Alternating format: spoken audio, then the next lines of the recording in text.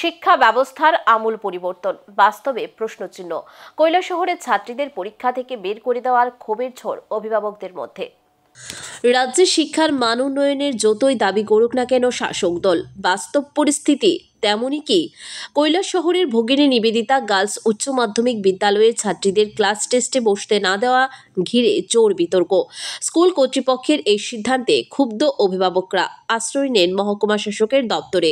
18 June বিদ্যালয়ের দশম ও দ্বাদশ শ্রেণীর ক্লাস টেস্টে একাধিক ছাত্রীকে পরীক্ষার হল থেকে বের করে দেওয়া হয় বলে অভিযোগ। অভিভাবকদের দাবি, ছাত্রীদের অনুপস্থিতির জন্য কোনো আগাম সতর্ক বার্তা স্কুল কর্তৃপক্ষ দেননি, অথচ নতুন শিক্ষানীতিতে অনুপস্থিত ছাত্রছাত্রীদের খোঁজ নেওয়ার কথা স্পষ্টভাবে বলা হয়েছে।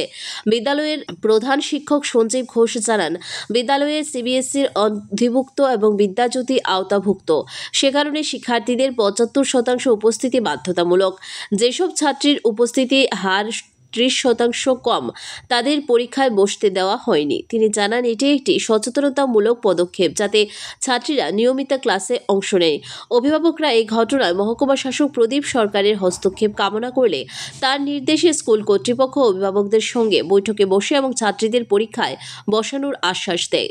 এখন আমরা একটা ক্রাইটেরিয়া তৈরি করেছিলাম যে ওরা বিভিন্ন সময় স্কুলে যে আসছে, ওদের উপস্থিতির হার এতদিনের মাধ্যমে অনেক স্টুডেন্ট আছে মাত্র 2 দিন, 6 দিন, 5 দিন, 6 দিন, এইভাবে এতই পুয়ার অ্যাটেন্ডেন্সের মধ্যে কিভাবে ওদেরকে আমরা মেনে নিতে পারি। তো অ্যাটেন্ডেন্স বাড়ানোর জন্য ওদেরকে আমরা ওয়ার্নিং দিয়েছিলাম, ওয়ার্নিং অ্যাসেম্বলি এবং নোটিশও জারি করেছিলাম যে তোমরা বিদ্যালয়ে রেগুলার আসো, আমাদের বিদ্যালয়ে যে পঠন পাঠন হয় সেটা যদি তোমরা ফলো করো, অনায়াসে তোমরা 10-12-এর বোর্ড পরীক্ষা, সিবিএসসি বোর্ড পরীক্ষা তোমরা ভালোভাবে ভালো পার্সেন্টেজ নিয়ে পাস করতে পারবে।